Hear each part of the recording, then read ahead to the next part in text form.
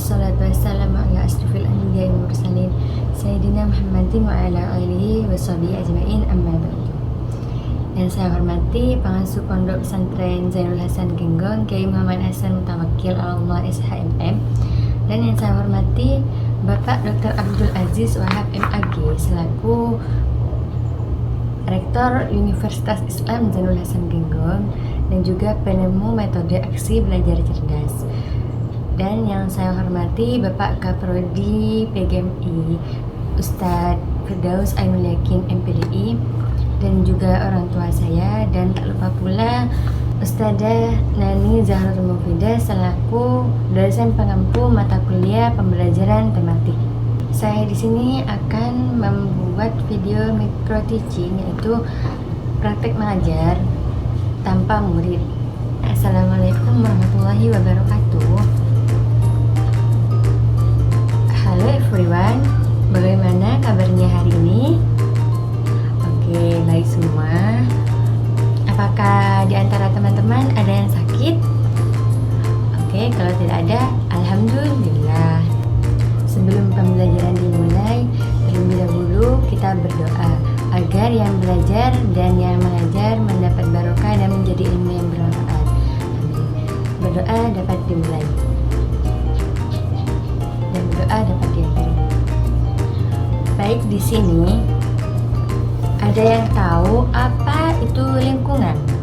Sebelum kita belajar, ada yang tahu tidak apa itu lingkungan?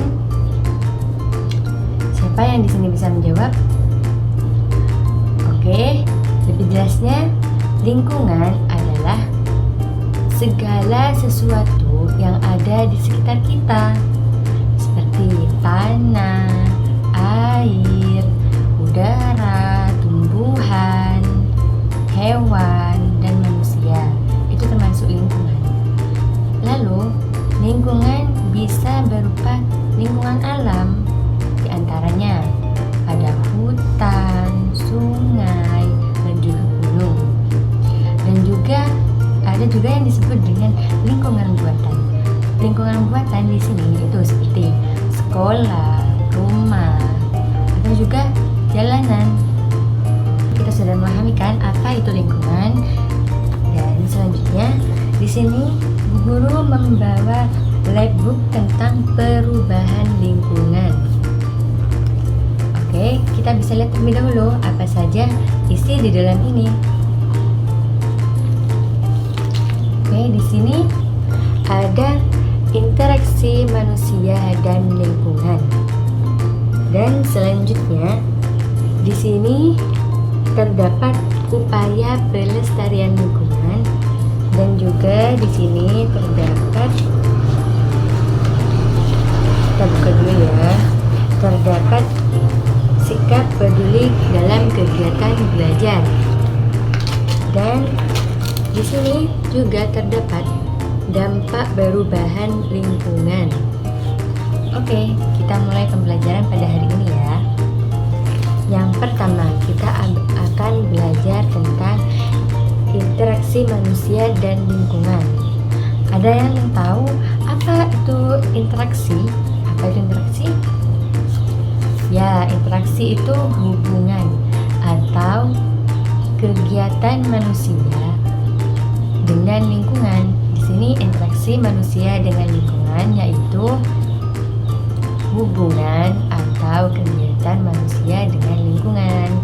Contohnya seperti di gambar ini. Oke, kita lihat terlebih dahulu. Di gambar pertama ada apa? Ini, ya benar sekali. Di sini petani bercocok tanam. Sudah termasuk interaksi antara manusia dengan lingkungan. Ini, di sini. Petani itu sedang menanam padi. Itu sudah termasuk interaksi manusia dengan lingkungan. Dan yang kedua, ada seorang murid yang sedang menanam pohon, menanam bunga. Itu juga termasuk interaksi manusia dengan lingkungan. Dan juga di sini terdapat kuli bangunan yang sedang membangun gedung. Oke, di sini sudah terdapat 3 contoh interaksi manusia dengan lingkungan. Yang pertama, kita bisa lihat lagi dari yang pertama ya. Kalau dari yang pertama, ini terdapat petani yang bercocok tanam. Dan yang kedua, terdapat seorang anak yang sedang menanam tumbuhan. Dan selanjutnya, di sini terdapat kuli yang sedang membangun gedung. Oke, bisa dipahami apa itu interaksi manusia dengan lingkungan? Oke, benar sekali. Interaksi manusia dengan lingkungan yaitu hubungan atau kegiatan manusia dengan lingkungan seperti gambar-gambar tadi ya. Oke, jadi sudah Bu Guru jelaskan apa itu interaksi manusia dengan lingkungan, yaitu hubungan atau kegiatan antara manusia dengan lingkungan. Artinya di sini manusia harus menggunakan lingkungan untuk hidup. Tapi manusia harus bijak agar tidak merusak lingkungan tersebut. Oke. Kita harus menjaga lingkungan di sekitar kita. Dan selanjutnya kita akan membahas dampak perubahan lingkungan. Dampak perubahan lingkungan yaitu di sini yang dimaksud dengan dampak perubahan lingkungan sendiri, jika lingkungan itu dirusak atau berubah karena ulah manusia, maka akan timbul masalah. Seperti di sini terdapat gambar banjir. Banjir di sini disebabkan oleh apa? Ada yang bisa menjawab banjir itu disebabkan oleh apa? Ya, benar sekali. Banjir bisa disebabkan oleh membuang sampah sembarangan ke sungai. Akhirnya saluran air tersumbat dan akhirnya saluran air tersumbat. Lalu terjadilah banjir.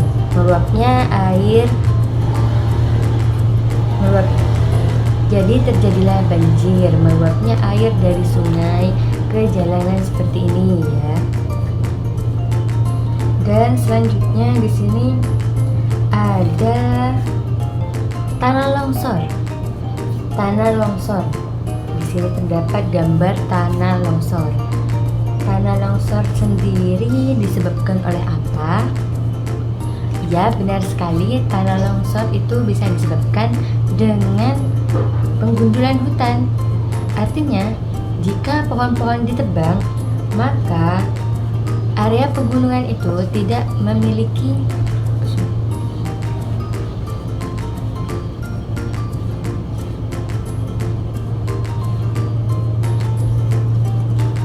Di sini gambar selanjutnya ada gambar tanah longsor.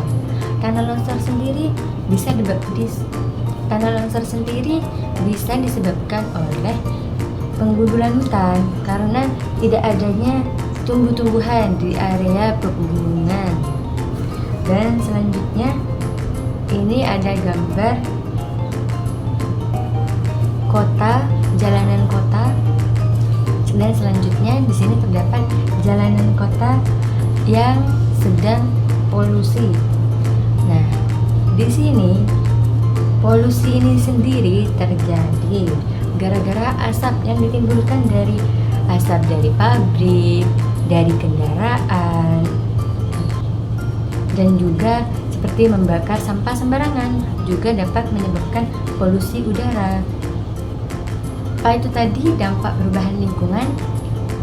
Ada yang bisa menjawab? Oke, Bu Guru jelaskan lagi ya. Dampak perubahan lingkungan yaitu jika lingkungan rusak atau berubah karena ulah manusia, maka akan timbul masalah. Nah, pada gambar di sini ini merupakan masalah yang terjadi di sini merupakan dampak dari perubahan lingkungan, yaitu dampak dari ulah manusia yang dapat merusak lingkungan sekitar seperti longsor, banjir, dan juga polusi udara. Jika perubahan lingkungan bisa berbahaya,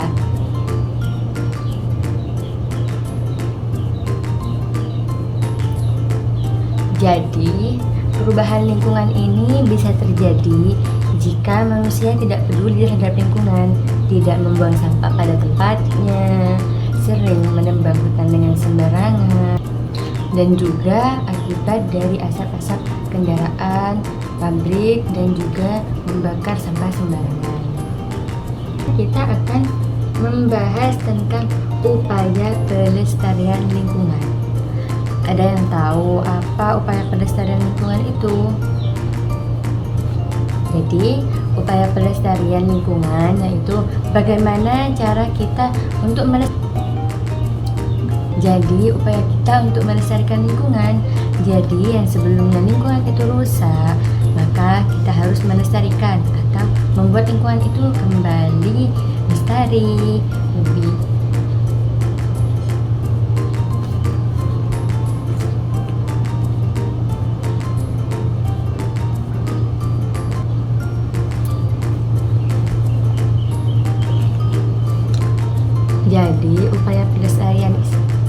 Jadi upaya pelestarian lingkungan sendiri yaitu bagaimana cara kita untuk melestarikan lingkungan yang sebelumnya tercemar, kotor. Lalu kita memiliki cara bagaimana supaya lingkungan itu menjadi lestari, bersih, menjadi lingkungan yang sehat dan terjaga. Oke, di sini kita langsung saja pada gambar yang pertama.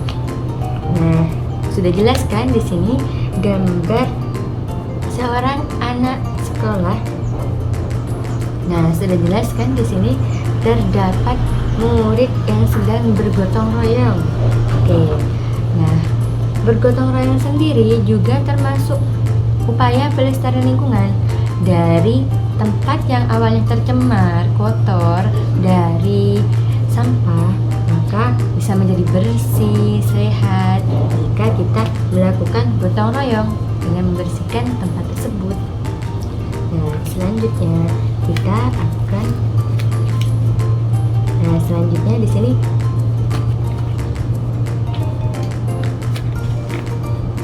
selanjutnya di sini ada siswa yang sedang menanam sayuran. Ini juga termasuk upaya pelestarian lingkungan. Dengan kita menanam sayur di tanah yang kosong, tanah yang sebelumnya kering menjadi subur, menjadi lebih bermanfaat jika ditanami sayuran, pepohonan, dan juga bunga. Jadi tempat itu yang awalnya kosong, kering, menjadi lebih indah, menjadi lebih bermanfaat. Dan selanjutnya ini terdapat taman kota yang bersih. Gambar taman kota yang bersih. Ini juga termasuk pelestarian lingkungan. Nah, dengan taman kota yang bersih ini, lingkungan kota menjadi lestari, menjadi lebih nyaman untuk ditempati, dan juga lebih sejuk jika terdapat banyak pepohonan seperti ini. Oke.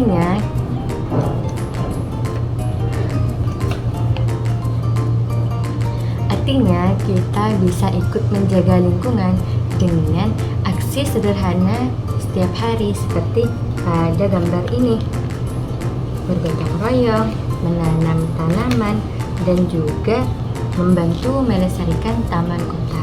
Oke. Dan selanjutnya di sini terdapat sikap peduli dalam kegiatan belajar. Apa saja sih sikap peduli dalam kegiatan belajar itu?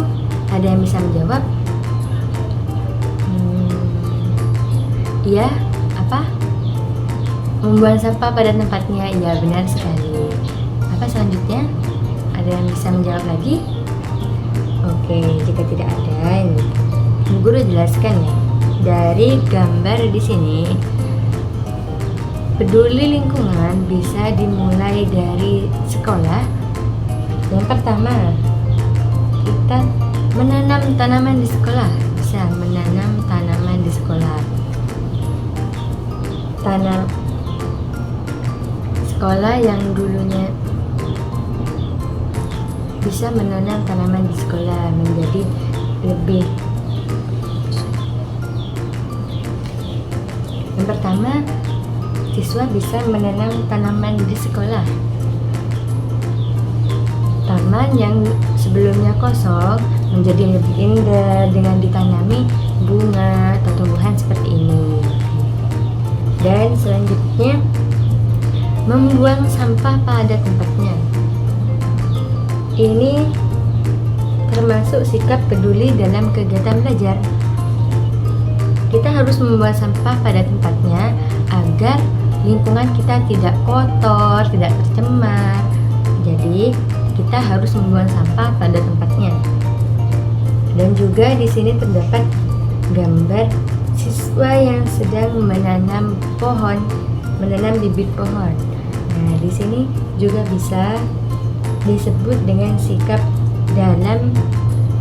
Nah, di sini juga bisa disebut dengan sikap peduli dalam kegiatan belajar. Jadi, anak-anak bisa mengerti agar perubahan lingkungan dari hal kecil di sekolah menjadi lebih berguna, seperti menanam tanaman di taman sekolah dan juga menanam bibit pohon seperti ini dan membuang sampah pada tempatnya.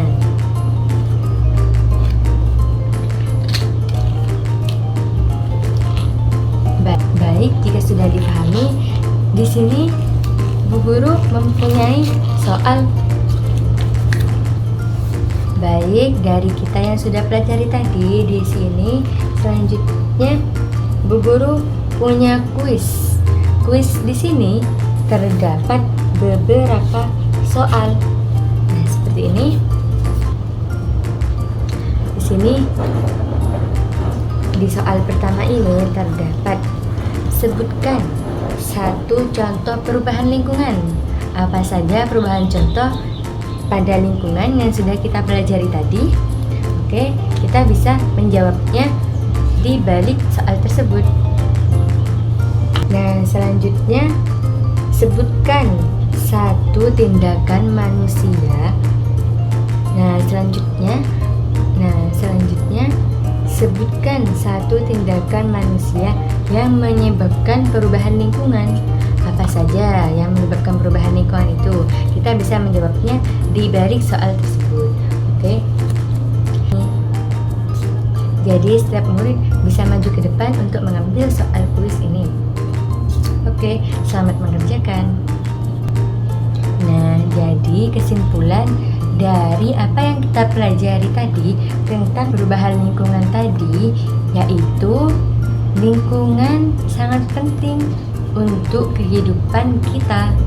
Kita harus berinteraksi dengan baik, menghindari kerusakan, dan menjaga serta peduli terhadap lingkungan agar bumi tetap sehat dan nyaman untuk semua makhluk hidup untuk kita tempati.